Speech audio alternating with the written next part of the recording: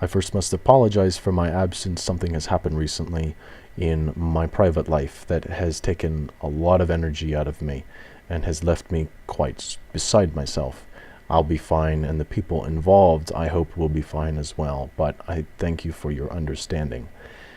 It just so happens that while this was unraveling, on YouTube I was asked to participate in essentially two different things, one of which I'm trying to respond to now, and the other is a larger project that Rational Roundtable is trying to organize. And I have to apologize publicly if I'm not able to participate.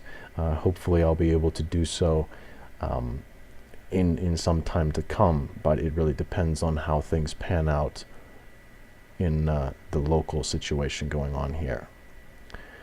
So with that very cryptic sort of beginning, let's go to a response of the Way of the Bastard. This guy is fantastic. I can't imagine any good reason why you are not already subscribed to him other than you don't know about him. I had heard his name. I wasn't subscribed to him until just recently, and I really appreciate his thinking. He poses, in this video anyway, the problem of the interaction between the non-physical, which we would assume is the mind, and then the physical, which we would assume is the brain. How does a mind-body dualist account for what the separations, and how exactly do we suppose a transcendent reality can influence a physical reality? Many of you have posed me this same question in other contexts. I was talking about causation in kind of a broader sense, but in terms of mind-body dualism, we can really narrow the conversation, but be addressing much of the same ideas that I have in the past. Way of the Bastard gives us a history lesson about Descartes and how Descartes supposes that the mind interacts with the brain through the pineal gland. It's about where the third eye is supposedly, and it's under the brain. It's on the underside, and actually, it's believed that when you do the humming sort of a thing, or mantra chanting, that sort of thing, on the roof of your mouth, on your soft palate, that you may, after some hours, be able to vibrate enough to stimulate that, and it's supposed to cause all sorts of crazy things. There was a book written about, I think it was DHT, DMT, DDT, not that one, the spirit molecules. So this is certainly seen to stick around since Descartes, the idea that the pineal gland is somehow connected with a transcendent reality. I don't really find much interest in these matters. It might be, it might not be. I agree with Way of the Bastard when he says this just gives a location. It does not give us an understanding as to how it works, and much less any predictive power or explanatory power, other than what at first glance would be a kind of a gaps argument. So let's begin. I think a discussion of the transcendent is something that needs to be divorced from some popular ideas. It's not that I conceive or think that the transcendent should be conceived of as a kind of world a little bit softer and a little bit more airy, but in the end much like this world, the idea of kind of the astral plane where you can go around and visit people and talk to dragons and research in libraries of long forgotten things. I'd rather suppose that it has nothing to do with it. When I speak of transcendence, I'm talking about an actuality that accounts for lawful causation. This is a point of considerable contention between me and a Luddite romantic who just so happens was having a debate about this in private messages very recently. Essentially, the counter to my position is that the behavior we observe in reality is a matter of regularities, and what precisely that means, divorced from absolute randomness, is completely beyond me. It's because of perhaps my understanding or lack of understanding that I rather believe absolute causation can only be accounted for by an absolute actuality that somehow informs the data or the raw matter of the universe.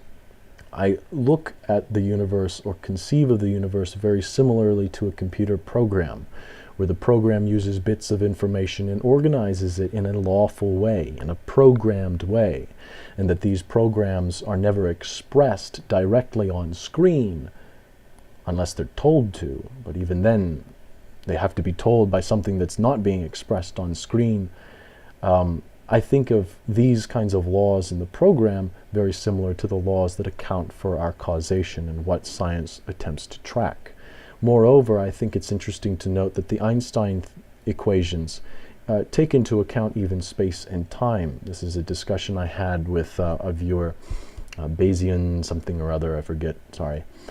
But he had made the mention that what's really interesting about the Einstein equations is that it takes into account both space and time as part of its variables in order to predict behavior.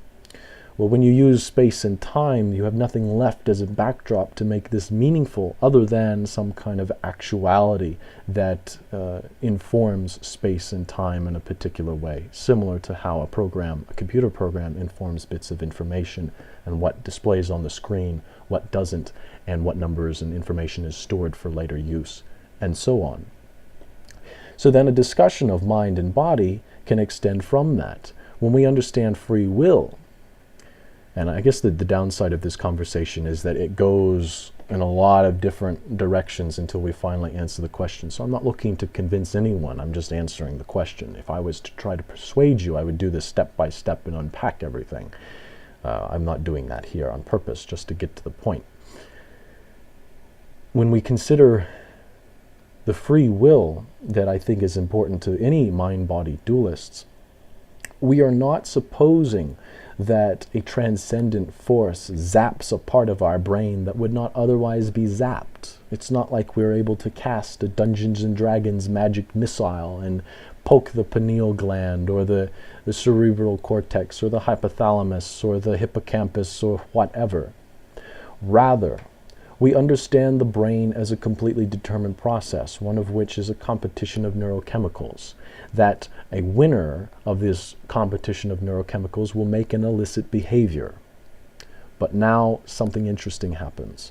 Just as we can recognize, the mind-body dualist anyway, recognizes the laws of nature as being an actuality caused by some sort of creator, we understand the agent of that creator as having some of these abilities. That is to say, instead of poking parts of the brain with magic, what I rather suppose is that the free will agent is able to alter the lawfulness that governs neurology. My example for this kind of business is in neuroplasticity research, where we have neurology against us, if you will. No good reason for the neurology to correct itself, and in many situations it does not. But in every situation that it does, it's not just by chance, but rather through a deliberate sense of awareness. Now, before I have given a little bit of a talk on what I think the awareness is and its importance, so I'll leave it at that. You can reference another video, the previous video to this. What I'm saying here then, instead of looking at two things and weighing them on a scale and seeing that neurology would favor one, and then in being that way, put more non-physical weight on this side of the scale to tip it in our favor, what I would rather suppose is the middle of the scale is the thing being moved. Is to say that in causality we can understand absolute causality is as X propagates in respect to Y. We, as agents of free will, might be able to bend the rules such that we can, even in a situation where neurology would work against us, mess with the dials so that things propagate in ways that they would not normally propagate. Do you see? Instead of supposing we are introducing something completely new, I would rather need to defend the idea of an actuality that informs the bits of information in this world, similar to how a computer program does. And I would suppose that the free will agent, like God, has the ability to manipulate how that information is processed. We're not adding anything to the equation, we're just changing the equation. There. Now, for all of you who wanted assurance that I am completely around the bend, I hope you're satisfied.